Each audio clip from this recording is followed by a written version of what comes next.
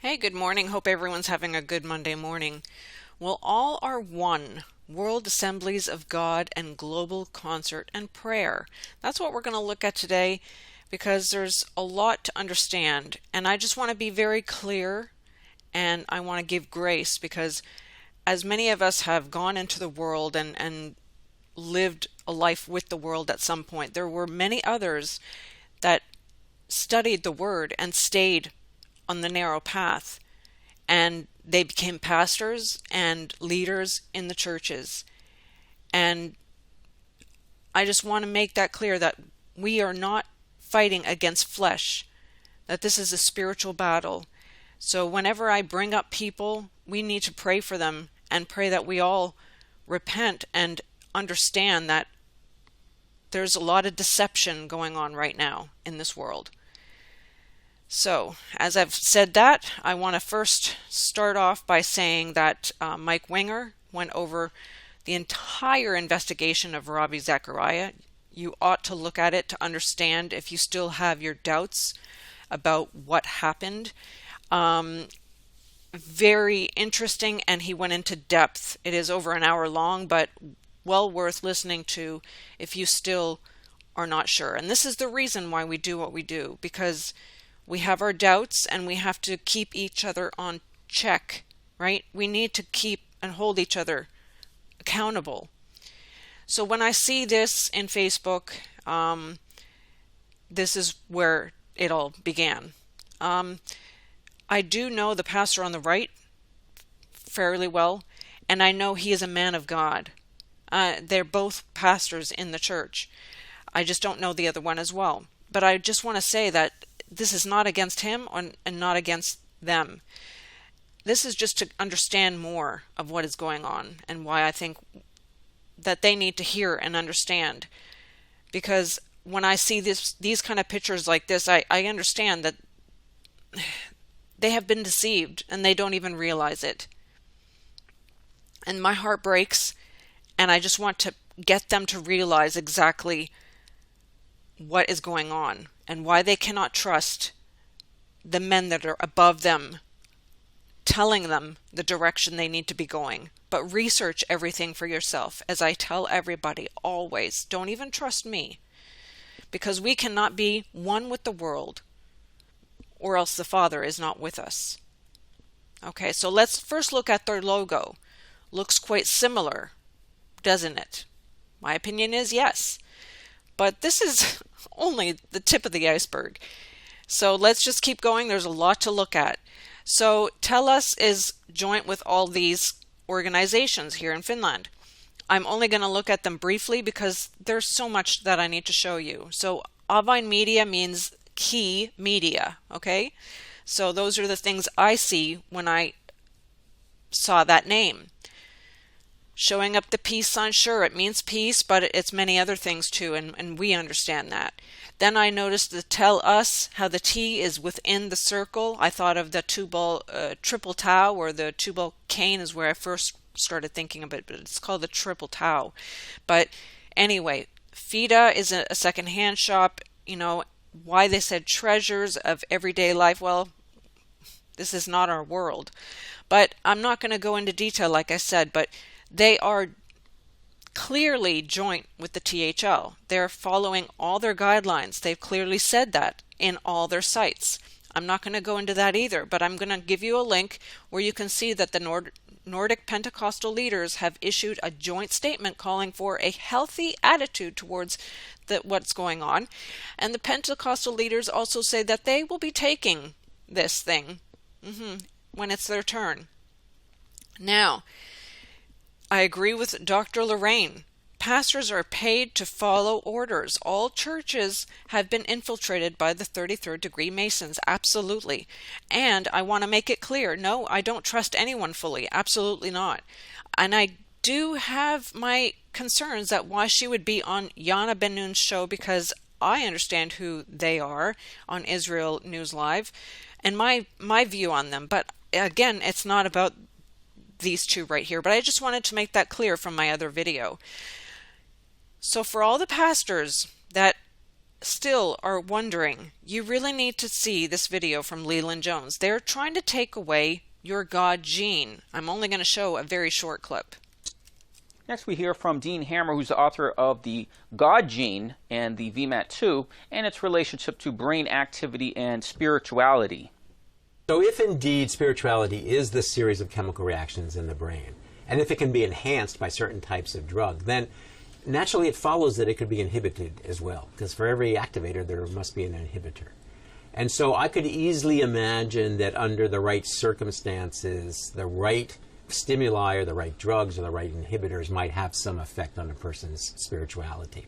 At least in the short run. Whether or not that would have a long-term effect or people would undergo homeostasis and alter is an open question. We really don't know the answer to that. Are made for one simple purpose, and they are to burrow into the bloodstream, gain entrance to the brain and other areas of the body in order to attach themselves to that tissue and lay in wait for classified military frequency signal, at which time they manipulate the brain and other areas of the body to send signals to those other areas of the body to affect what is called a cytokine storm. It's a sort of immune system feedback loop that is like your immune system on steroids. They cause the body's immune system to turn against itself and mimic virulent flu-like symptoms that develop into upper respiratory infection, fluid in the lungs, pneumonia, and eventually death. But most on this channel are very aware of what is going on, so I don't need to say anything more about that. If you have not heard that, I'll add the link. You really need to listen to that. It's a good refreshing, even if you know all the facts. So anyway, back to how I even came up on this. So these two pastors are a part of the Solemn Church. It is a 501c3 church. Yes, it is. Don't even get me started on their attire for this little newscast that they had for this conference coming up. We won't get into that, but they have a conference coming up with the Tellus conference. But so who are they associated with? It's the National Assemblies of God Fellowship. And in there, they talk about who their affiliates are. And I really don't like seeing the term fraternal organizations, because it really gets me wondering. Because fraternities means Freemasons, in my opinion, but anyway, we won't go there. So, World Assemblies of God Fellowship. He is the Europe's executive international representative for the Pentecostal churches of Finland. So you have to understand why I am so deeply concerned. Okay? So the chairman of the Pentecostal churches in Finland. Now, they have 240 churches, 400 pastors. Okay? So the person whose leadership it is under is Esko Matikainen. I'm not going to show you all these faces and names because for some of you this doesn't mean anything. But just wait. It's coming. What's going to pertain to you. So this is not only about the Finnish churches. Just wait. So they are all linked through the NAE, the SEA. You can look at my other video on that. Pentecostal World Fellowship, Global Evangelist Alliance. Does that ring a bell? Yeah. And their alliance with the GEA. So let's go over a few just quickly. National Council of Churches. So what do you see here? Interfaith Relations and Churches. Okay, that's the NCC. Okay, keep that in mind. And their Pillars of Peace for the 21st Century, a policy statement on the United Nations. So, if you were to look at all of this, you would see that they are united with the UN, which birthed from the Lucifer Trust. For many, this is nothing new. They have meditation room with the black box, which represents Saturn, which represents Satan. They are agreeing with the ecumenism.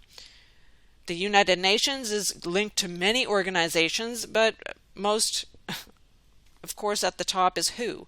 And Shiva is behind them at every Q&A, and that's the god of destruction. So let's look at the World Council of Churches. So act now. Awaken, confront, transform. What do you see in there? You see the papacy statement. You see praying together, solidarity, ecumenical, and together. So I added all those pictures in there just so you could see, because there's just too much to show you. all of them were praying together. What do you see in this picture that stands out to you? Those are the three things that stood out to me. There's more, but let's just keep going. The act to end racism that was in the video. And also you would see this, them all praying together, wearing the masks as well. So they're in agreement. They follow the WHO. Finland is Arto Hämäläinen, that's him there, but for the Canadians and Americans, there's more coming. But just to understand that the Pentecostal World Fellowship is in unity with the Pope. They have a unity with all religions. And a statement where Pope was in Dubai. Do you remember this? I've made videos, so has everyone else. There are your three churches and your no-hide laws basically coming into fruition.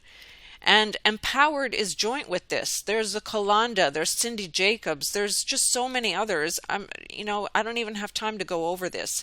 But the PCCNA, leaderships there, of course, is Doug Clay. So he is the Assemblies of God, right? You have Samuel Rodriguez and many others. And it's about unity again. So they have a conference coming up March 18th to the 20th. 3 days, they say. 3. Have to bring that up.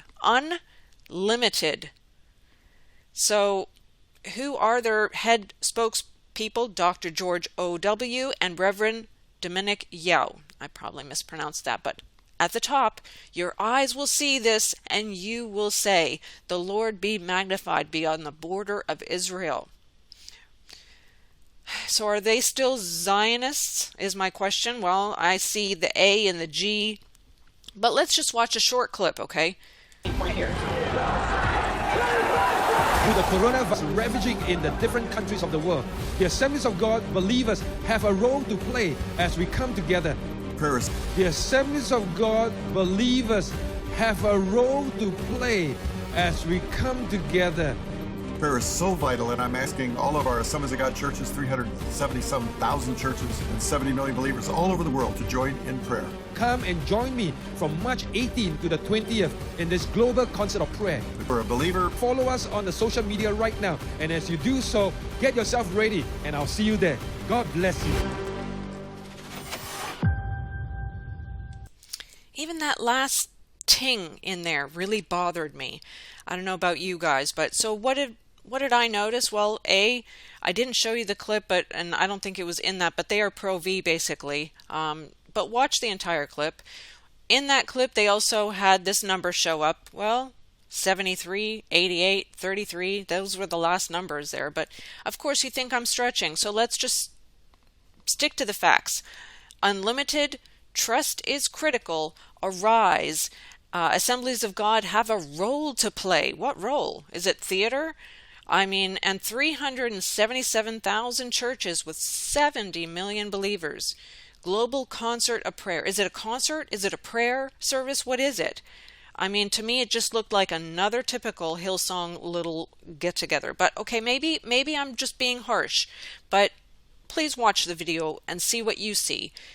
Go ahead. But in the logo itself, I see the Ouroboros. I see the sun coming out.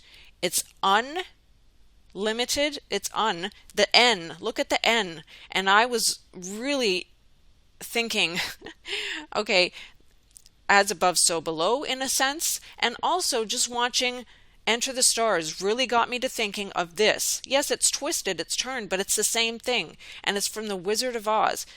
And okay, I'll show one short clip.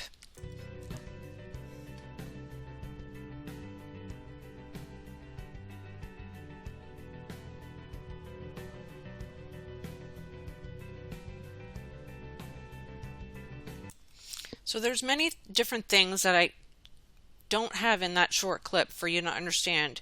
It turns into a Q, which also represents, this is all representing what's going on right now, the C word, and it also represents the crown. We understand that. But it also has to do with Q, which means the queen. The queen. And now I want you to listen to what I heard them talking about in a discussion on church Relaunch from Assemblies of God USA on Vimeo, and to hear what she had to say. Now, she's a head of Rockside Church. Her name is Donna Barrett. Just listen. How much would you say to a church, going back doesn't mean going back to doing exactly what you did? If I were pastoring today, Rick, I would be looking for a new normal. I would first of all be listening really hard. I would be talking 20% and listening 80% to board, to pastor, surveying. For example, if you were to survey a congregation right now, maybe only 50% of them would say, if you started next Sunday, I would feel safe enough to come back. And we need to hear some of those things from people. If I were pastoring today, I would, I heard an illustration recently that really made this clear to me. They said the Sunday morning service is like the queen on a chessboard. And if you want to learn how to play chess well, take the queen off the board and see what the other elements can do without the queen being there. And then when you put the queen back, you're a really good chess player. The Sunday morning service has become our queen.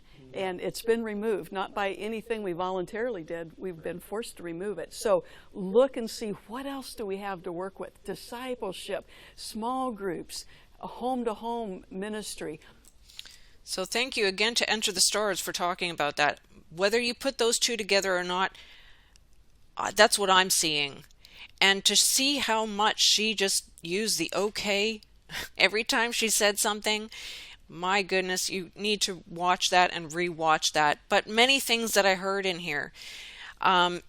Just trust your pastors. I'm not going to keep showing you clips. This would take forever. We are rebuilding the church. We will be through this stuff. We will have a V. Fear will be gone. Yeah, after you take the V, really. The gospel will win its place in the hearts of people as they watch the church. Huh. Interesting. So they're just watching. That's all it is. Look, and then the great harvest. There's no great harvest. Nowhere in the Bible does it talk about a great harvest. There is a falling away. But the one that really stood and really hit me home was pre-registration. Good. So with that said, a number of the churches I'm hearing are doing pre-registration. Okay. So that you go online and you register so they know you're going to be there. And you understand, right? They know you're coming. So then they can give that list to the government or whoever. And then they start talking about the Spanish flu, and he starts showing the okay sign as well. The gospel had won its place in the hearts of people. I'd like to hear your thoughts on this. Maybe I should play that one clip. Impacting moment when I was studying in the Assemblies of God, and everybody's made reference to the 1918 Spanish flu and all of that. Well, the national office was shut down. There were some revivals that were shut down. There were things, but there were a couple articles that were written following, like in 1919. And one of the lines that struck me is that post the Spanish flu, the gospel had won its place in the hearts of people.